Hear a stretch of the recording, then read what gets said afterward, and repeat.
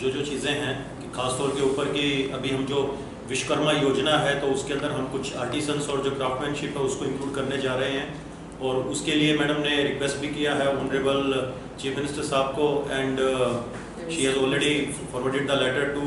Our honourable cabinet minister Shri Narayan Rane ji also, who is the minister for MSME,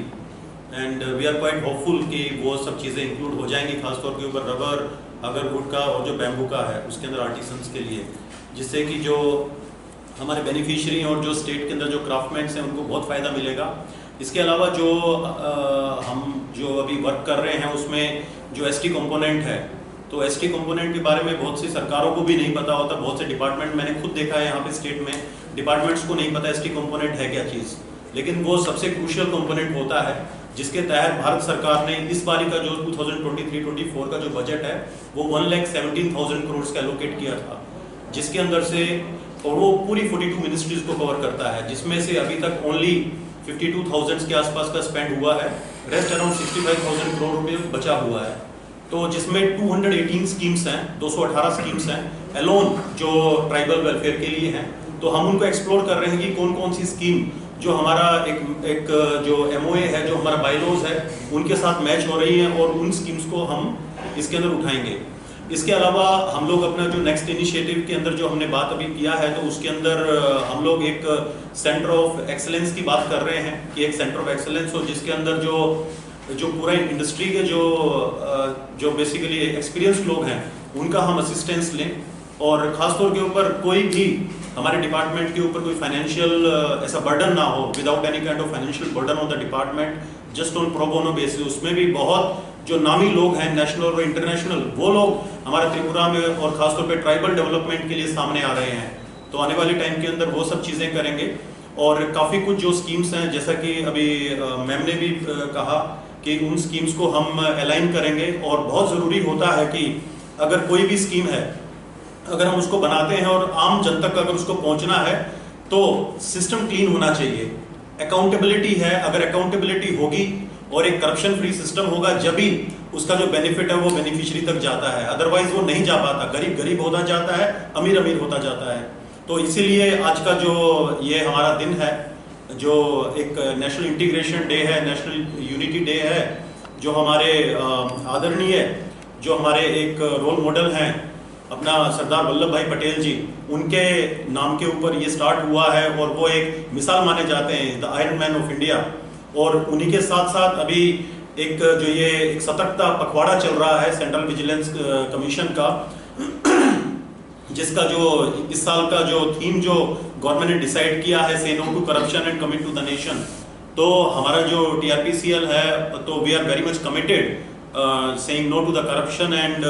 we are committed to the development of the nation। हम भारत के development की बात करते हैं, भारतीयों के डेवलपमेंट की बात करते हैं, और जो हमारे ऑनरेबल चेयरपर्सन मैम ने बोला कि जो समाज की जो आखिरी जो पंक्ति में जो खड़ा हुआ जो आदमी है, जिसकी दिक्कत है, जो परेशानी के अंदर है,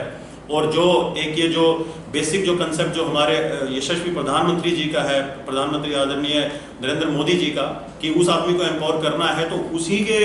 माध्यम से उसी हम एक ट्रैक को लेते हुए हमें एम्पावरमेंट का करने जा रहे हैं। एंड उसके लिए हमने एक कुछ ऑडिट्स प्रोग्राम्स भी हम आने वाले टाइम में ऑर्गेनाइज करेंगे, ताकि कुछ अगर हमारे जो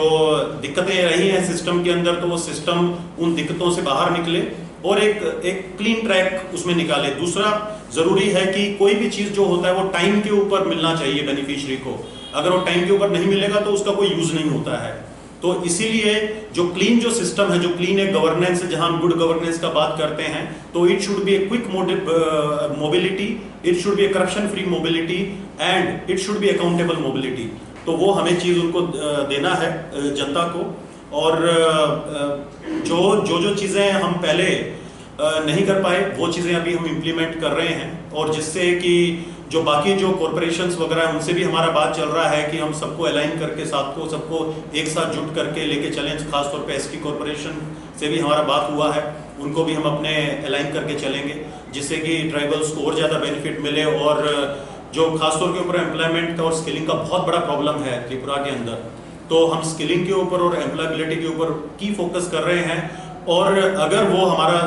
सक्सेसफुल हो गया, हमारा जो मॉडल है जिसके ऊपर हम काम कर रहे हैं, तो मैं बड़ी बात नहीं बोल रहा, हर साल के अंदर हम कम से कम नहीं तो 30 से 35 हजार एक्सक्यूज मी युवाओं को हम त्रिपुरा में रोजगार दे सकते हैं। और जिस प्रकार से जो सेंट्रल गवर्नमेंट का भी सपोर्ट आ रहा है हमारे पास में, जो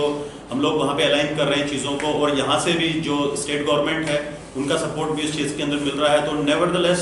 मुझे उम्मीद है कि हम जितने भी जो हमारे इनिशिएटिव्स हैं, जो हम एक एम्पावरमेंट के लिए लेके चले हुए हैं, गुड गवर्नेंस को देने के लिए, हम बिल्कुल उसमें सक्सेसफुल होंगे। और हमें बिल्कुल जो आप लोगों का जो सपना है, जो यहाँ के लोगों का, वो पूरा करने के लिए हम नई दिशा और दशा देंगे। सर, त्रिपुरा में अभी लेटेक्स प्रोडक्शन कितना हार में चल रहा है अभी आप लोगों के बारे में? लेटेक्स प्रोडक्शन जो लेटेक्स प्रोडक्शन का है, मैम ने भी अभी उसके ऊपर बात किया, मैं सॉरी उस चीज़ को कवर नहीं किया। वो एक बहुत अच्छा आपने भी क्वेश्चन पूछा था कि हर जगह के ऊपर कुछ रेट, यहाँ पे कुछ ज़्यादा रेट है, यहाँ पे कम रेट है। तो देखिए, एक प्लेटफॉर्म होता है, जब तक लोगों को एक बहुत बड़ा एक नेटवर्किंग प्लेटफॉर्म नहीं मिलेगा तो वो वहीं पे ही बंद के रह जाता है। उसके अंदर जो प्रोडक्शन है, किसी को कम दाम मिलेगा, किसी को थोड़ा ज़्यादा मिल जाएगा, वो सब चीज़ें हैं। तो जहाँ पे आज का जो हमारा टाइम में जो गवर्नमेंट है वो एक डिजिटलाइजेशन की बात कर रही है, एक